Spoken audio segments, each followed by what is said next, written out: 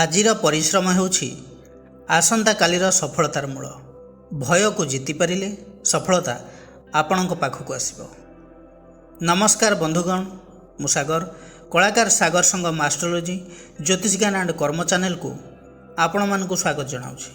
ଆଜି ଆମେ ଆଲୋଚନା କରିବା ମିଥୁନ ରାଶିର ଜାତକ ଜାତିକାମାନଙ୍କ ପାଇଁ ଏହି 2026 ମସିହା ମେ ମାସ କିପରି କଟିବ, ଗ୍ରହମାନଙ୍କର ସ୍ଥିତି କ'ଣ ରହିଛି, ନବଗ୍ରହମାନେ କି କି ଫଳ ଦେବେ, ସବୁକିଛି ସ୍ୱାସ୍ଥ୍ୟ, ଶିକ୍ଷା, love relation, finance, married life, job or profession ଏବଂ ବିଜନେସ୍ ବିଷୟରେ ଡିଟେଲ୍ସରେ ଆଲୋଚନା କରିବା।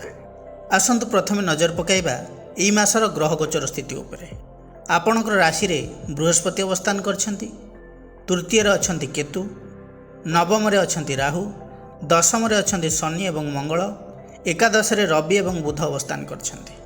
ରବି ଏବଂ ବୁଧ ମେ 15 ତାରିଖରେ ଅବସ୍ଥାନ କରିବେ ବୃଷ ରାଶିରେ, ମେ 14 ତାରିଖରେ ଶୁକ୍ର ଅବସ୍ଥାନ କରିବେ ମିଥୁନ ରାଶିରେ ଏବଂ ମଙ୍ଗଳ ମେ 11 ତାରିଖରେ ନିଜର ସ୍ୱରାଶି ମେଷରେ ଅବସ୍ଥାନ କରିବେ।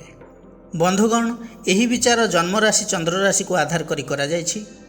ଯେଉଁମାନଙ୍କର ମିଥୁନ ରାଶି ଓ ମିଥୁନ ଲଗ୍ନ, ସେମାନଙ୍କ ପାଇଁ ଏହି ଭିଡ଼ିଓ ଅଧିକ ଫଳପ୍ରଦ ହେବ ବୋଲି ଆମର ଆଶା ଓ ବିଶ୍ୱାସ। ପ୍ରଥମେ ଆଲୋଚନା କରିବା ଏହି ମାସରେ ଆପଣଙ୍କର ସ୍ୱାସ୍ଥ୍ୟ କିପରି ରହିବ। ଫାର୍ଷ୍ଟ ହାଉସ୍ ଆମର ଶରୀର, ଆମ ଇମ୍ୟୁନିଟିର ଭାବ। ପ୍ରଥମ ଭାବର ଅଧିପତି ହେଲେ ବୁଧ। ବୁଧ ଅଛନ୍ତି ଏକାଦଶରେ। ସାଧାରଣତଃ ହେଲ୍ଥ ଷ୍ଟେବୁଲ୍ ରହିବ। ଲଗ୍ନରେ ମଧ୍ୟ ବୃହସ୍ପତି ଅଛନ୍ତି। ବୃହସ୍ପତି ହେଉଛନ୍ତି ଶୁଭ ଗ୍ରହ, ତେଣୁ ଇମ୍ୟୁନିଟି ଷ୍ଟ୍ରଙ୍ଗ ରହିବ। ରିକଭରି ପାୱାର ଭଲ ରହିବ। ଏହି ସମୟରେ କୌଣସି ବଡ଼ ରୋଗର ସମ୍ଭାବନା ନାହିଁ। ଛୋଟ ମୋଟ କିଛି ପ୍ରୋବ୍ଲେମ୍ ରହିପାରେ, ଗ୍ୟାସ୍, ଏସିଡ଼ିଟି, ଇଣ୍ଡାଇଜେସନ୍ ଏସବୁ ରହିପାରେ। ମେ 15 ତାରିଖ ପରେ ବୁଧ ଦ୍ୱାଦଶ ଭାବକୁ ଯିବେ। ଏ ହେଉଛି ହେଲ୍ଥ ପାଇଁ ଟିକେ ୱିକ୍ ପୋଜିସନ୍। ଏନର୍ଜି କମ୍ ରହିବ, ମେଣ୍ଟାଲ୍ ଷ୍ଟ୍ରେସ୍ ବଢ଼ିବ, ସ୍ନାୟୁବିକ ଦୁର୍ବଳତା ମଧ୍ୟ ରହିବ। ସ୍ଲିପ୍ ଡିଷ୍ଟର୍ବାନ୍ସ ହେବାର ସମ୍ଭାବନା ଅଧିକ ରହିଛି। ଏହି ମାସରେ ମେଜର ହେଲ୍ଥ ଇସ୍ୟୁ ସେମିତି କିଛି ନାହିଁ। ଆଗରୁ ବି କହୁଥିଲି, ଷ୍ଟମାକ୍ ରିଲେଟେଡ୍ ଇସ୍ୟୁ ରହିବ, ଗ୍ୟାସ୍, ଏସିଡ଼ିଟି, ଡାଇଜେସନ୍ ପ୍ରୋବ୍ଲେମ୍ ଏସବୁ ଟିକେ ରହିପାରେ। ମାନସିକ ଚିନ୍ତା, ଓଭର ଥିଙ୍କିଂ ଟିକେ ଅଧିକ ରହିବ। କିଛି ବ୍ୟକ୍ତିବିଶେଷଙ୍କର ସ୍କିନ୍ ରିଲେଟେଡ୍ ଇସ୍ୟୁ ମଧ୍ୟ ଦେଖାଦେଇପାରେ। କିଛି ଲୋକଙ୍କର ସ୍କିନ୍ ରିଲେଟେଡ୍ ଇସ୍ୟୁ ମଧ୍ୟ ଦେଖାଦେଇପାରେ। ଆଲର୍ଜି ଇନଫେକ୍ସନ୍ ରହିପାରେ। ମେ 15 ପରେ ଆପଣ ଯଦି କେୟାରଲେସ୍ ହେଲେ ତେବେ ପ୍ରୋବ୍ଲେମ୍ ବଢ଼ିପାରେ। ଓଭରଅଲ୍ ଯଦି କହିବି, ମାସର ଫାର୍ଷ୍ଟ ହାଫ୍ ଷ୍ଟ୍ରଙ୍ଗ ରହିବ, ସେକେଣ୍ଡ ହାଫ୍ ସ୍ଲାଇଟଲି ୱିକ୍ ରହିବ। ଟେନସନ୍ ନେବା କିଛି ଦରକାର ନାହିଁ। ସ୍ୱାସ୍ଥ୍ୟକୁ ନେଇ ଟେନସନ୍ ନେବା କିଛି ଆବଶ୍ୟକ ନାହିଁ। କିଛି ଡିସିପ୍ଲିନ୍ ରଖିଲେ ମାସଟି ସେଫ୍ ରହିବ। ଏବେ ଆଲୋଚନା କରିବା ଶିକ୍ଷା ବିଷୟରେ। ପଞ୍ଚମ ଭାବ ଶିକ୍ଷାର ଭାବ। ପଞ୍ଚମାଧିପତି ଶୁକ୍ର ଅଛନ୍ତି ବୃଷ ରାଶିରେ, ଦ୍ୱାଦଶ ଭାବରେ ସକ୍ରିୟ ହୋଇକି। ଏହି ଗ୍ରହ ସ୍ଥିତି କହୁଛି କ୍ରିଏଟିଭିଟି ଭଲ ରହିବ, ଇମାଜିନେସନ୍ ଷ୍ଟ୍ରଙ୍ଗ ହେବ। କିନ୍ତୁ ପଞ୍ଚମପତି ଶୁକ୍ର ଦ୍ୱାଦଶରେ ଥିବାରୁ ପାଠପଢ଼ାରେ ବିଦ୍ୟାର୍ଥୀମାନଙ୍କର କନସେନ୍ଟ୍ରେସନ୍ ଲ୍ୟାକ୍ କରିବ। ମୋବାଇଲ୍ ଡିଷ୍ଟ୍ରାକ୍ସନ୍, ଓଭର ଥିଙ୍କିଂ ବଢ଼ିପାରେ। ବିଦ୍ୟାର୍ଥୀମାନଙ୍କର ଡ୍ୟାନ୍ସ, ଡ୍ରାମା, ଆକ୍ଟିଂ, ସିଙ୍ଗିଂ ଏହିସବୁ ପ୍ରତି ଇଣ୍ଟରେଷ୍ଟ ଅଧିକ ରହିବ। ମେ 14 ପରେ ଶୁକ୍ର ଲଗ୍ନକୁ ଯିବେ ମିଥୁନ ରାଶିକୁ। ଏହା ଏକ ବିଗ୍ ପଜିଟିଭ୍ ଚେଞ୍ଜେସ୍ ହେବ। କନଫିଡେନ୍ସ ବଢ଼ିବ। ବିଦ୍ୟାର୍ଥୀମାନଙ୍କର ପାଠପଢ଼ାରେ ଇଣ୍ଟରେଷ୍ଟ ବଢ଼ିବ। କମ୍ୟୁନିକେସନ୍ ସ୍କିଲ୍ ଷ୍ଟ୍ରଙ୍ଗ ହେବ। ସେହିପରି ନବମ ଭାବ ହେଉଛି ହାୟର ଏଜୁକେସନ୍ର ଭାବ। ନବମାଧିପତି ଶନି ଅଛନ୍ତି ଦଶମରେ। ଶନି ହେଉଛନ୍ତି ଡିସିପ୍ଲିନ୍ର କାରକ ଗ୍ରହ, ହାର୍ଡ଼ୱାର୍କର କାରକ ଗ୍ରହ। ଯେଉଁମାନେ କଠିନ ପରିଶ୍ରମ କରିବେ ସେମାନେ ସଫଳତା ପାଇବେ। ସର୍ଟକଟ୍ ନାହିଁ। ଯେଉଁମାନେ କମ୍ପିଟେଟିଭ୍ ଏକ୍ଜାମ୍ ଦେଉଛନ୍ତି, ଇଞ୍ଜିନିୟରିଂ ଲାଇନ୍, ଟେକ୍ନିକାଲ୍ ଲାଇନ୍ରେ ହାୟର ଷ୍ଟଡି କରୁଛନ୍ତି, ଡେରି ହେଲେ ମଧ୍ୟ ସଫଳତା ସେମାନଙ୍କୁ ନିଶ୍ଚିତ ଭାବରେ ମିଳିବ। ଭଲ ପରଫର୍ମାନ୍ସ କରିବେ। ମିଥୁନ ରାଶିରେ ଶୁକ୍ର ରହୁଛନ୍ତି ମେ 14 ତାରିଖ ଠାରୁ। ମିଥୁନ ରାଶି ହେଉଛି କମ୍ୟୁନିକେସନ୍, ସ୍ପିକିଂ, ରାଇଟିଂର ଭାବ। ଶୁକ୍ର ହେଉଛନ୍ତି କ୍ରିଏଟିଭିଟିର କାରକ ଗ୍ରହ। ତେଣୁ ଯେଉଁ ବିଦ୍ୟାର୍ଥୀମାନେ journalism and mass communication, digital marketing ଇତ୍ୟାଦି କରୁଛନ୍ତି, ତାଙ୍କ ପାଇଁ ସମୟ ଭଲ ରହୁଛି। ତା ସହିତ graphics design, video editing, animation, fashion design ଏସବୁ କୋର୍ସ ମଧ୍ୟ କରିଲେ ଭଲ ରହିବ। ନବମ ଭାବର ଅଧିପତି ଶନି ଦଶମରେ ରହୁଛନ୍ତି, ବୃହସ୍ପତିଙ୍କ ଗୃହରେ ରହୁଛନ୍ତି। Business and management, BBA, MBA, marketing, financial management ଏହିସବୁ ସବଜେକ୍ଟରେ ହାୟର ଷ୍ଟଡି ପାଇଁ ଭଲ ସୁଯୋଗ ରହିଛି।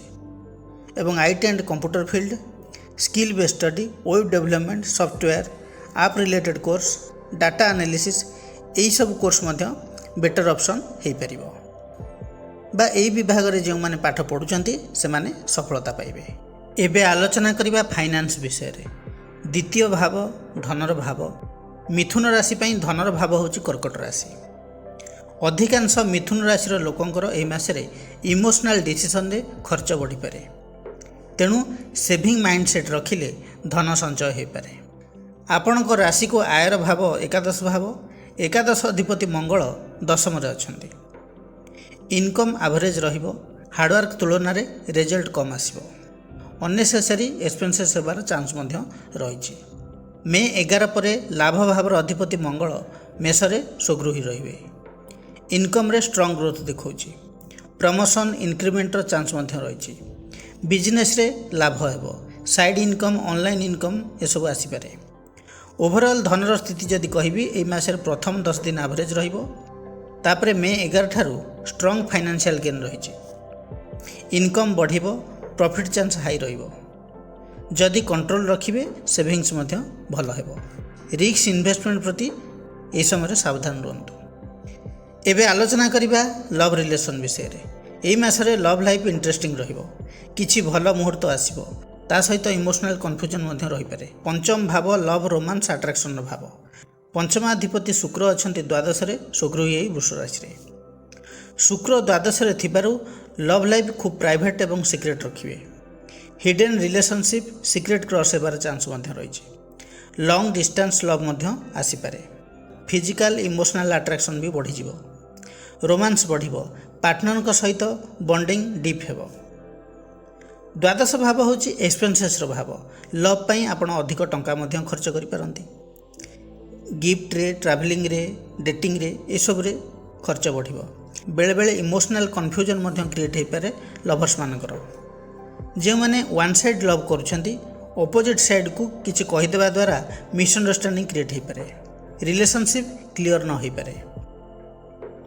मे 14 तारिख पर शुक्र लग्न रे रहिबे मिथुन राशि रे। कम्युनिकेशन इंप्रूव हेबो। बृहस्पति दृष्टि जेहेतु पंचम भाव को रोचे एवं पंचमपति शुक्र बृहस्पति युक्त रोचंती। तेणु लव लाइफ रे जहाँ भी किसी प्रोब्लेम चली से सॉर्ट आउट हो। कम्युनिकेशन इंप्रूव हेबो। कन्फ्यूजन कमिबो। संदेह कमिबो। थर्ड पर्सन इंटरफियरेंस भी कमिबो। रिलेशनशिप स्टेबल हेबो। शुक्र एवं बृहस्पति कंजक्शन लग्न रे पॉजिटिव लव लाइफ को इंडिकेट करुछि। ट्रू एवं जेन्युइन लव डेवलप हेबो। कैजुअल सीरियस रिलेशनशिप को जीव। जदि क्या आपण लाइक करछंती से रिलेशनशिप कन्फर्म हेबो। प्रपोजल एक्सेप्ट होबार चांस मध्य अधिक अछि। जो मिथुन राशि झील मैंने लव करुछंती से माने मैरिज करिवार स्ट्रॉन्ग इंडिकेशन मिलुछि। पंचम भाव प्रेमर भाव। बृहस्पति सप्तमाधिपति लग्न रे पंचमपति शुक्र युक्त एवं पंचम भाव को एवं सप्तम भाव को बृहस्पति दृष्टि रही। तेणु एई मासरे लव मैरेज स्ट्रॉन्ग जोग रही। पंचम को राहुंकर दृष्टि मध्य रही। हुए तो कोर्ट मैरेज भी करिपारंती कहीं पर फैमिली सपोर्ट मध्य मिल पारे। मिथुन राशि रे पंचमाधिपति शुक्र अछंती। मिथुन राशि होची कम्युनिकेशन राशि। लव लाइफ रे मिसअंडरस्टैंडिंग क्लियर हो जिवो। मधुर वार्तालाप रे रिलेशनशिप स्ट्रॉन्ग हेबो। किंतु मिथुन राशि डुअल साइन राशि। तेणु दुई जनक उपरे अट्रैक्शन हेबार चांस भी रोची। राइट पर्सन चूज करिबा आपन को द्वंद्व पकाइबो। जो मिथुन राशि युवक युवती माने दीटा बॉयफ्रेंड बा दीटा गर्लफ्रेंड रखिछंती बा एक रु एकाधिक गर्लफ्रेंड बॉयफ्रेंड रखिछंती ओवर फ्लटिंग अवॉइड करंतु। दीटा रिलेशनशिप को हैंडल करिबा जमा भी ट्राई करंतु नहीं। जेन्युइन लव को चूज करंतु। ओवरऑल जदि कहबी एई मासरे मे 14 पर लव लाइफ पिक स्टेज रे रहिबो। 70 ରୁ 80% भल रिजल्ट मिलिबो। बाकी जहाँ छोट मोट इश्यू को छाड़देले। एबे आलोचना करिबा विवाह और दाम्पत्य जीवन विषय रे। सप्तम भाव दाम्पत्य जीवनर भाव। लाइफ पार्टनर भाव। रिलेशनशिप स्टेबिलिटी भाव। सप्तमाधिपति बृहस्पति अछंती लग्न रे। एई मासरे लाइफ पार्टनर सपोर्टिव रहिबे। अंडरस्टैंडिंग ठीक रहिबो। दाम्पत्य जीवन रे रेस्पेक्ट एवं ट्रस्ट बढ़िबो। बृहस्पति दृष्टि सप्तम को थिबारु रिलेशनशिप स्ट्रॉन्ग हेबो। मैरिड लाइफ स्टेबल एवं ग्रोथ ओरिएंटेड रहिबो। मे 14 पर शुक्र बृहस्पति सहित जुक्ति हेबे।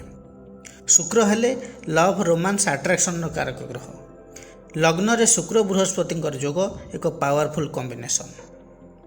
पंचमपति सप्तमपति एठी राजयोग निर्माण करुछि फल दाम्पत्य जीवन में रोमांस बढ़िबो। स्वामी स्त्री मध्य इमोशनल बॉन्डिंग बढ़िबो। पूर्वर जदि किछि कथा को नहीं मिसअंडरस्टैंडिंग चलथिला सेथिरे सॉल्यूशन आसीबो। कपल माने फैमिली ट्रिप रे जाई परंती। परस्पर सहित टाइम स्पेंड करिया को समय भी मिलिबो। एई टाइम रे लव मैरिज पई मध्य स्ट्रांग जोग देखौछि। रिलेशनशिप को नेक्स्ट लेवल को नेबार चांस अछि। सप्तमाधिपति लग्न रे रही सप्तम को देखुथिबारो पार्टनर को ठारो फुल सपोर्ट मिलिबो। फैमिली एक्सेप्टेंस बढ़िबो। रिलेशनशिप रे हैप्पीनेस एवं सैटिस्फैक्शन रहिबो। हस्बैंड वाइफर हेल्थ एवं माइंडसेट पॉजिटिव रहिबो। जो माने लव रिलेशन में अछंती मे 14 परे मैरिज जोग रही।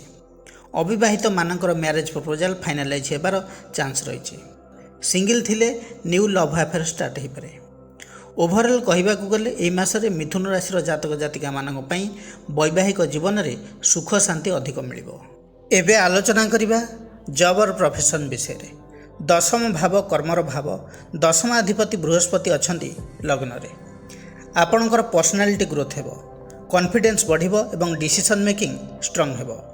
उपरिस्थ अधिकारी माने आपन को नोटिस करिवे। प्रमोशन सहित रेस्पेक्टर जोग मध्य रहिछि। दशम भाव रे अछंती शनि एवं मंगल। मे 11 तारिख पूर्व वर्कलोड बहुत बढ़िबो। ऑफिस पॉलिटिक्स आपन को नहीं चलिबो। मन रे फ्रस्ट्रेशन मध्य आसी पारे किंतु यह आपन को स्ट्रांग करिवो। मे 11 परे लाभ भावर अधिपति मंगल मेष राशि रे सुगृही रहिबे। इनकम बढ़िबो। टार्गेट अचीव करि परिबे। प्रमोशन इंसेंटिव बोनस मध्य आसी पारे। जॉब रे न्यू अपॉर्चुनिटी आसी पारे। जो माने technical field IT software engineering line अछंती मे 11 परे प्रोजेक्ट सक्सेस रो चांस रही। टेक्निकल स्किल द्वारा रिकॉग्निशन मिलिबो। सेहीपरि civil field construction site work जो माने करूछंती मे 11 परे पेमेंट रिलीज हेबो। प्रोजेक्ट प्रोग्रेस करिवो। एजुकेशन डिपार्टमेंट रे जो माने अछंती टीचर अछंती प्रोफेसर अछंती लेक्चर अछंती सेमानकु शुभ फल मिलिबो। रेस्पेक्ट भी बढ़िबो। टीचिंग लाइन रे सक्सेस हेबे। नॉलेज गेन करिवे। जो माने मेकानिकल फील्ड रे अछंती एई मासरे मिश्रित फल मिलिबो किंतु इंप्रूवमेंट रहिछि। मेशनरी टेक्निकल वर्क रे प्रेशर रहिबो। स्टार्टिंग रे प्रॉब्लम देखै पारे। मे सेकंड हाफ रो स्मूथली चलिबो। मे 11 परे इनकम आउटपुट बढ़िबो। स्पिरिचुअल फील्ड रे जो माने इन्वॉल्व अछंती एस्ट्रोलॉजी वास्तु कर्मकांड आदि करूछंती नेम एंड फेम मिलिबो। बृहस्पति लग्न रे थिबारु स्पिरिचुअल ग्रोथ हेबो। ओवरऑल जदि कहबी एई मासर स्थिति कर्म क्षेत्र रे टेक्निकल एवं स्पिरिचुअल फील्ड रे सबठारु अधिक लाभ मिलिबो। एजुकेशनल फील्ड रे स्टेबल ग्रोथ सहित रेस्पेक्ट मिलिबो। सिविल एवं मेकानिकल फील्ड रे स्टार्टिंग स्लो रहिबो किंतु एंडिंग पार्ट स्ट्रांग हेबो। मे 11 परे अधिक शुभफल मिलिबो। एबे आलोचना करिबा बिजनेस विषय रे। सप्तम भाव बिजनेस रो भाव। सप्तमाधिपति बृहस्पति अछंती लग्न रे एवं सप्तम को देखुचंती। सप्तम भाव बिजनेस एवं पार्टनरशिप डीलिंग्स को बुझाए। यह स्ट्रांग एवं राजयोग टाइप बिजनेस पोजिशन को बुझाउछि। बृहस्पति दृष्टि सप्तम को अच्छी। बिजनेस रे ग्रोथ एक्सपेंशन एवं सपोर्ट मिलिबो। आपण निजर एफर्ट सहित बिजनेस रे ग्रो करिवे। कस्टमर ट्रस्ट बढ़िबो। मार्केटिंग रेपुटेशन इंप्रूव होबो।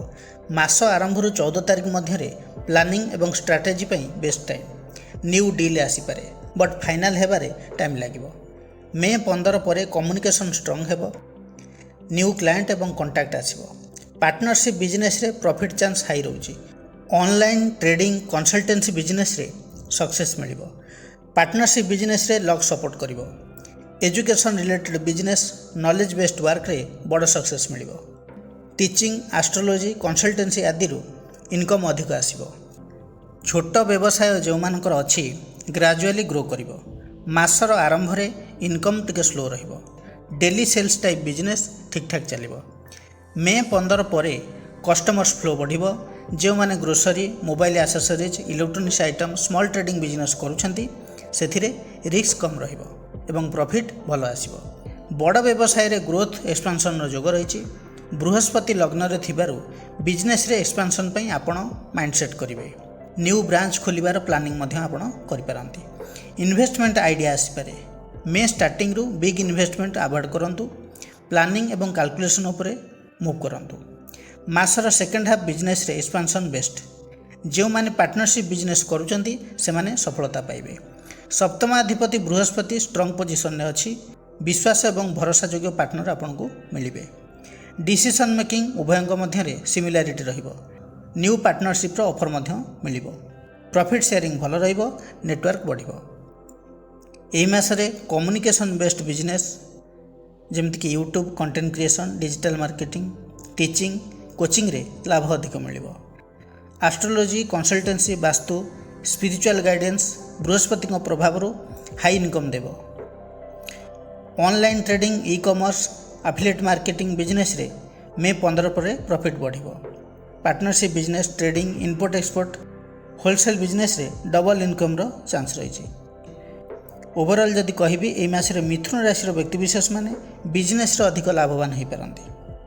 स्मॉल बिजनेस स्टेबल रहिबो। बिग बिजनेस मे 15 पर ग्रोथ करिबो। पार्टनरशिप रे हाई प्रॉफिट देखौछि। एही मास आपनक पई अर्निंग एवं एक्सपांशन रो मंथ हेबो। मिथुन राशि व्यक्तिविशेष माने प्रतिकार कोन करिवे। बुध आपनकर राशि अधिपति। बुधंकर बीज मंत्र को जप करंतु।